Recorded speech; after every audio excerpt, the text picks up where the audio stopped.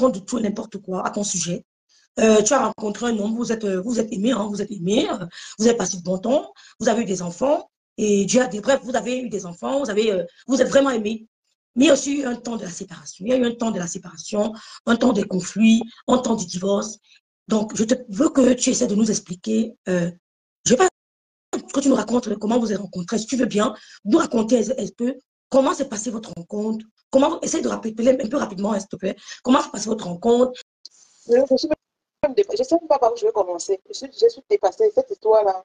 De toute façon, je vais d'abord commencer à m'excuser parce que beaucoup de gens qui m'ont appelé, qui ne voulaient pas que je fasse le direct. Il y a des gens qui n'étaient pas pour, il y en a qui étaient pour. Et ce qui m'amène à le faire, c'est parce que ma famille respective, il y en a qui m'ont demandé de le faire. Et que je le fasse une seule fois pour toutes. Et c'est ce que je pense que je fais. Donc, je vais demander pardon à toutes les personnes qui me sont chères, qui ne veulent pas que je passe dans les directs et tout. Mais à un moment donné, il faut qu'on en parle. Mais c'est tellement long que je ne sais pas si on va finir, si on va le faire ou pas. Et honnêtement, émotionnellement, je suis fatiguée. Je suis fatiguée. Je suis vraiment fatiguée. Et je suis même à bout. Déjà, je ne vais jamais refuser que lui et moi, on se marie. On s'est aimé. On a partagé des choses ensemble. On a fait des enfants ensemble. Parce que même quand tu n'aimes pas, non, tu peux lui faire 1, 2, 3, 4. Normalement, je devais avoir 6 enfants. Le Seigneur n'avait pas pris d'autres. Pour vous dire que je le rencontre, j'étais avec une amie, elle était enceinte, je l'accompagnais à l'hôpital Bichat à Paris. On est sorti, elle s'est arrêtée au Château Rouge. Elle voulait manger, elle était enceinte. Je lui ai dit, écoute, fais tes courses, je vais préparer pour toi.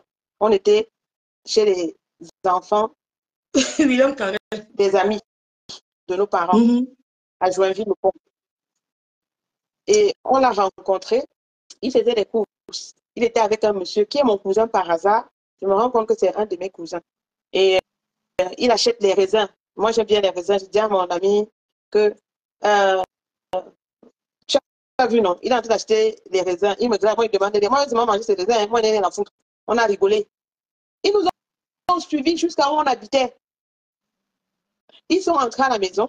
Ils ont vu que je me suis levée vite fait, j'ai fait à manger tout à ma copine et tout. Moi aussi, j'ai proposé à manger. Puis ils ont mangé tout, c'était bon. Il m'invite. Je lui dis que, OK, on se voit demain. Il me donne rendez-vous. Je lui dis que je suis à l'Arc de Triomphe. Pourtant, je suis dans ma chambre couchée. Tu me connais, je suis casanière, j'aime pas marcher pour rien. Il me dit, je suis déjà là, tu as quel métro? Après, je rigole, je dis que tu fais quoi? Il dit non, je te dérange, je suis nulle part, suis-moi à la maison, je suis couchée. Il dit OK, j'arrive. Je dis, si tu veux, tu viens. Mais moi, je suis à la maison, je ne sors pas. Il est revenu me voir. Quand il était avec ce monsieur, le monsieur me dit que, il me dit que tu es, me dit que je suis bamléqué. Il dit que lui aussi est bamléqué. En changeant de monsieur, je me rends compte que c'est un Tonga comme moi. Et c'est un enfant même d'une de mes tantes. Donc on est des cousins. Il me glisse en Tonga que c'est un bon gars, il ne faut même pas. Et c'est aussi, on ne sait jamais dit que non, moi je ne veux pas. Il me laisse d'abord pour ne pas rajouter les problèmes. Il me dit que je respecte. Il est venu nous voir à Joinville-le-Pont. Une fois, deux fois, 3 fois, 4 fois, 5 fois. Il nous invite chez eux. J'ai dit, je ne pars pas. Il insiste. Je pars avec mon ami qui est enceinte. On arrive chez eux. Chez lui, il n'y a personne. Non, on rentre. Et moi, je dis, c'est bizarre. Un gars comme ça, tu es dans une maison comme ça, il n'y a pas de femme, rien, une grosse maison comme ça. Toi, seul dedans, c'est comment? Il dit que non, c'est comme ça. Parce que lui-même, il n'est pas, c'est mélangé et tout, machin. Je dis, OK, ça va. Nous sommes rentrés. Une autre fois, il m'a invité à Créteil chez lui. On arrive chez lui. Dieu m'entend parler sur tout ce que j'ai de plus cher, sur la tête de mes 3 enfants. Le gars avec un mal de dos aigu. Il s'est levé, il est tombé. Il n'y avait personne. Je suis partie le voir. Je lui dis que, comme tu es tombé comme ça, on fait comment? Il dit que non, je ne peux pas. Je dis que non, tu ne marches pas. Il faut que tu partes à l'hôpital. J'ai pris la brosse à dents. Je lui ai donné la brosse, il s'est brossé. J'ai mis les mains comme ça, yo-yo. Il crachait dans ma main. Je partais laver. Je revenais. Et puis j'ai pris la débarbouillette. Je l'ai débarbouillée. J'ai appelé les SAMU. Les SAMU m'ont amené à l'hôpital, à la gare de la Rivoisière. Je me rappelle. Bon, bref. à l'hôpital qui est à la gare du Nord. On arrive à l'hôpital, c'est la gare du Nord, bon, bref, c'est pas grave, madame. On arrive à l'hôpital, j'ai resté avec toute la journée. Un jour, 2 jours, 3 jours, 4 jours, 5 jours, 1 semaine, 2 semaines. Je lui demande je lui dis que, est-ce que tu es ici comme ça, là, tu n'as pas de famille, comment tu peux rester seule comme ça? C'est très dangereux, hein, parce que je pouvais rester avec toi comme ça, tu meurs, viens m'arrêter. Je ne saurais pas, je ne sais pas à qui je veux parler tout. Il a un de ses grands frères qui était avec moi à l'hôpital, qui me dit, viens, je suis venu, il dit qu'il ne parle pas avec sa famille. Ne dis rien, mais je vais te donner le contact de sa famille, laisse. Je dis que ok. Il sort de l'hôpital, il me dit que vraiment, merci, l'instinct maternel, il ne... Non, mais quand on te voit en route, on ne saurait pas que tu peux prendre soin de quelqu'un comme ça, patati, patata. Ça, c'est fini. Maintenant, on commence à sortir ensemble. Je rentre à Joinville, où on habitait. Il y avait des enfants. Tu sais que c'est les enfants de Bobo, ils avaient acheté la maison. Donc, ils faisaient tout et n'importe quoi. Merci, bébé. Tu comprends? Maintenant, quand ils viennent à la maison, et le matin, il y a la police qui vient. Et puis, le petit dit que elle, c'est une amie de la famille. Et c'est là, c'est nous qui faisons des bêtises. On a pris dans la normalité. Je l'appelle, je lui dis que, ah, chez nous là-bas, c'est chaud. Il y a des filles qui sont venues arrêter mes frères et tout. Il me dit, donc, maintenant, qu'ils ne donnent pas. Ce sont les amis de famille, de ma famille. Je ne peux pas donner leur nom. Je peux dire. Sache seulement que leur frère et tout. Il connaissait juste le nom de la fille. Il dit, OK. Il dit que non, vous pouvez venir ici et tout. Je dis à mon ami que on va partir dans la maison de quelqu'un qu'on ne connaît pas. Il dit que ah, toi, tu es là, tu joues. Peut-être que c'est l'homme de ta vie. Comme toi, tu aimes souvent jouer les fiers. Là. Tu n'es plus au Cameroun ici.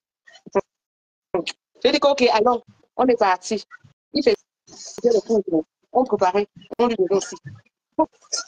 Merci, Sita. Ma famille avec qui j'étais en France, ils m'ont mis dehors. Qui ne connaît pas le bain dont on a mis quelqu'un dehors? Est-ce que c'est la honte? Est-ce qu'on a peur? Non, pas du tout. Non, pas du tout. Quand tu pars du Cameroun, tu viens avec la maison. Ou bien quand tu pars du Cameroun avec des papiers.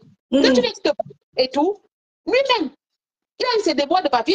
C'est la copine de Mounagui, un petit ami à lui, qui était parti épouser sa fille sénégalaise ivoirienne, qui lui avait donné des papiers pour la première fois. Attends, avant toi, il était déjà marié. Il s'est marié avant toi. Pour les papiers. Donc, il s'est séparé avec la fille. Quand il se marie... Attends, Mana. Il s'est marié avant. Il a eu un précédent mariage. Oui, il a eu un précédent mariage pour les Kaolo.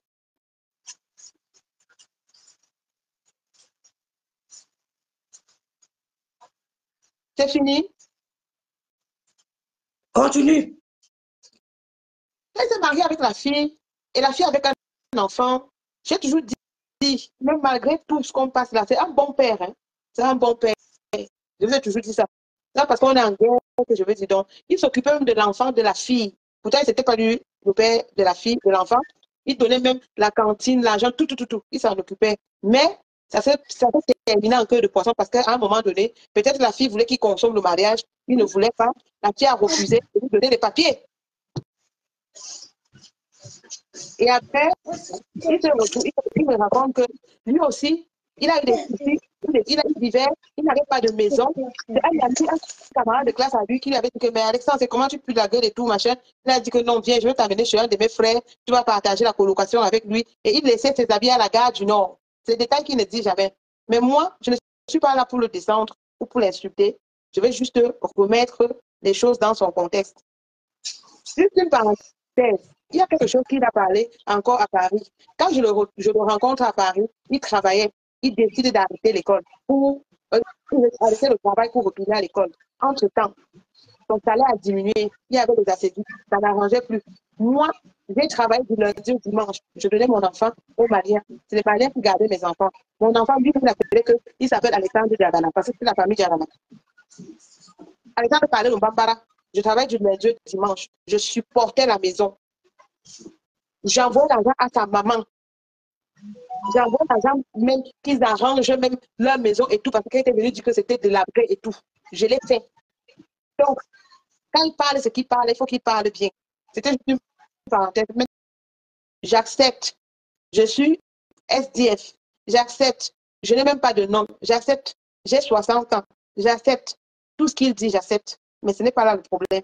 Ça ne lui donne pas le droit de passer son temps à me chosifier, m'insulter, comme il est en train de faire là.